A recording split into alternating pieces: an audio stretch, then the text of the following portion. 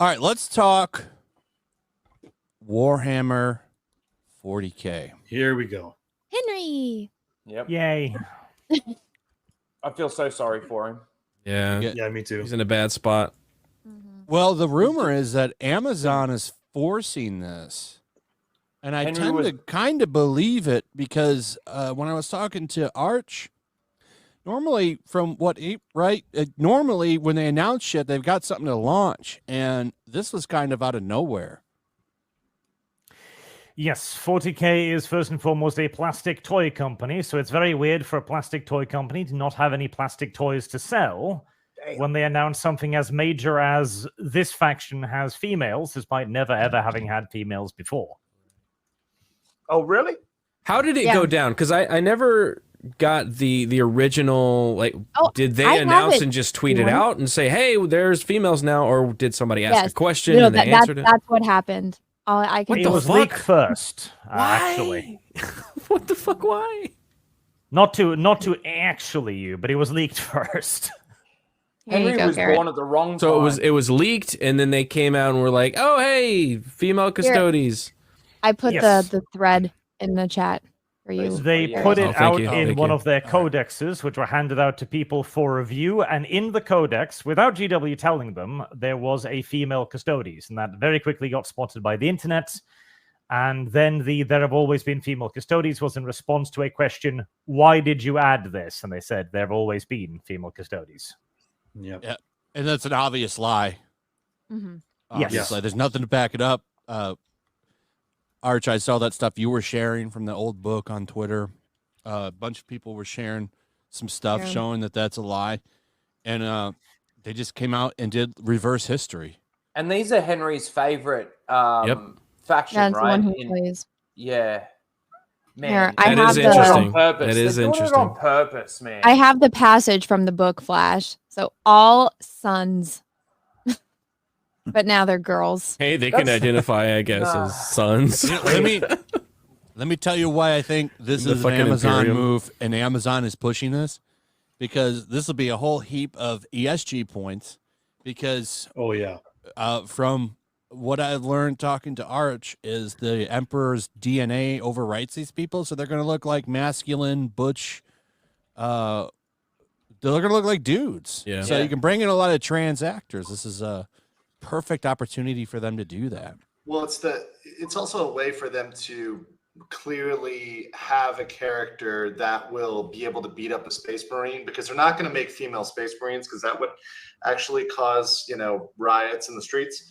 But of 40K, but the custodies are known to be more powerful than the Space Marines. So, and because they don't want to, the thing is with these woke bastards, they don't want to show a female character getting an advantage on a male character through subtlety, through intelligence, through any other sort of guile, right? They want to show a female character through raw strength, who overpowers a male character through raw strength to play this narrative of women can be stronger than men. So that's the narrative they're going to push, and they can do that with the custodies, and they can say, oh, it's canon, right?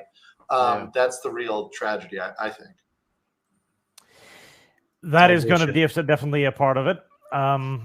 We don't know exactly what they're doing yet, whether it's Amazon or BlackRock or Vanguard who had invested in them.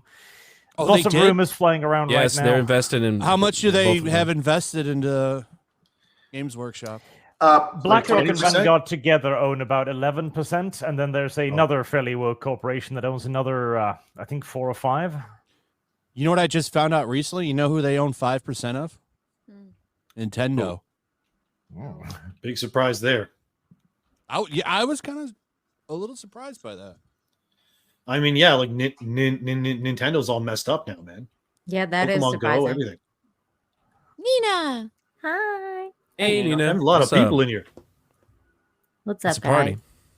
It's a party. I gotta say, this thing bums me out, man. I was waiting to get into this IP with Henry Cavill, and this bums me out. I was looking forward to getting into this, and now I'm like, I don't know if I like I said, I just actually feel sorry for him. I just feel sorry for him. After Superman, after everything that's happened, The Witcher, and everything like that. And then he goes into something that he like really, really loves. Not to say that he didn't love the other things. He is definitely a nerd, but like, man, he can't catch a break. It's annoying. No. Well, and to specifically go after this army that he's publicly said is his army. Like, what the fuck? That's the other thing, yeah.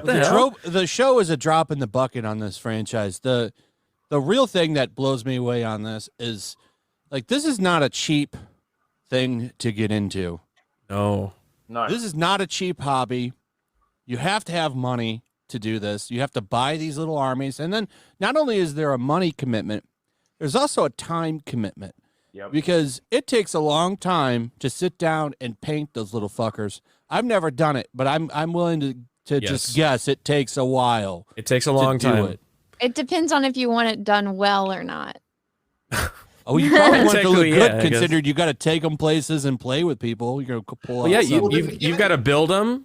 You've got to paint them individually. Come up with the color scheme that you want. Paint it down. Paint it, and then playing the game takes a long time.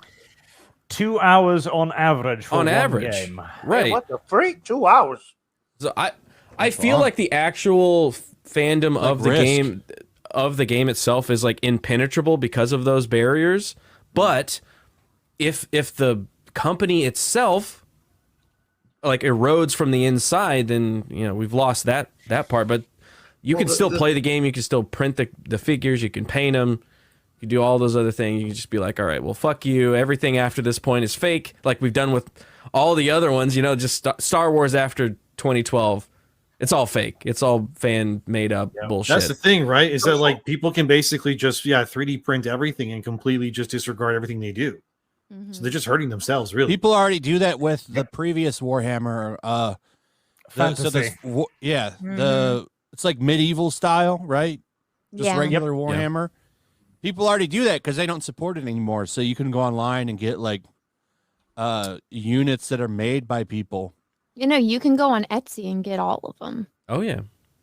But I think the damage, and people said it in the chat, and for me, mostly, I don't paint any of the minis or collect any of the minis, but I've read a lot of books and the lore, and I really like it and would, pay for good books and lore. But if you go and nuke the lore, that subset of people that, perhaps are just reading or enjoying the story or enjoying the lore, you're completely nuking that entire side of the fandom because the lore becomes absolute garbage. So that's a huge market. You're just saying, okay, we're going to say fuck you to those people and throw them out. And I would say most of the fandom, like 99% of the fandom of Warhammer is about the lore. Yeah. It's like, what army do I want to choose? What backstory of that army do I like the best? Like, that's the entire thing. The lore is the most important part, because if you didn't care about the lore, why are you playing 40K? Why aren't you going out into the woods and collecting rocks and mushrooms or whatever to play with? What would be the difference? Or painting other figures and playing other war games. Like 40K, people like 40K because of the lore and how hardcore it is. It's ridiculous to take that and destroy it. Relations to that, because one of the arguments that was often made by the Wokies here is that the reason why this is good is because it will bring in diversity. It will finally bring in the elusive female gamers, which we've been told about for so long and yet have not appeared. Listen, you want to bring in female gamers to this? Have Henry film himself building his little figures, and then all of the women will come get interested in it. That was literally what I was about to say. You want to bring in the female into this hobby? Have a half-naked Henry Cavill putting on armor. There you go. Yes. I wonder how this is going to affect the release of the Space Marine game when that drops. Yeah, apparently there's some woke writers attached to that game too. Oh boy, of course. I remember her name. I have it in my bookmark somewhere. But there's someone on there that is very identically Space Marine 2. Space Marine 2. Yeah, they get everything. When's that due to drop? That's due this year, isn't it, or next year? This year. Yeah.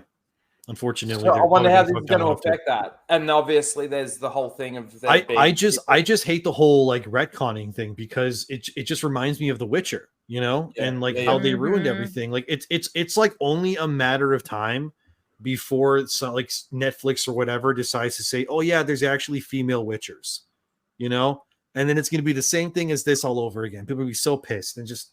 I hate it so much. Well, they're already. I mean, there's a lot of people talking about boycotting and canceling their subscriptions. Was another common thing that I was seeing.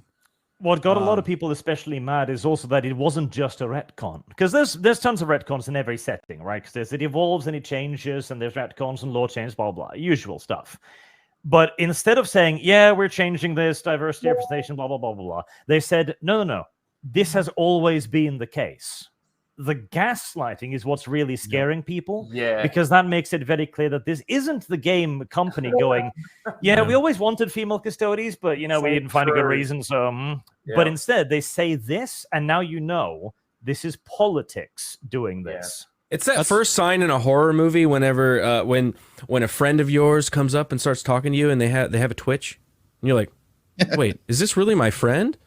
Or is this a fucking ghoul wearing my friend's skin? And we've seen that like 15 times in a row already. So now we're like, I see it.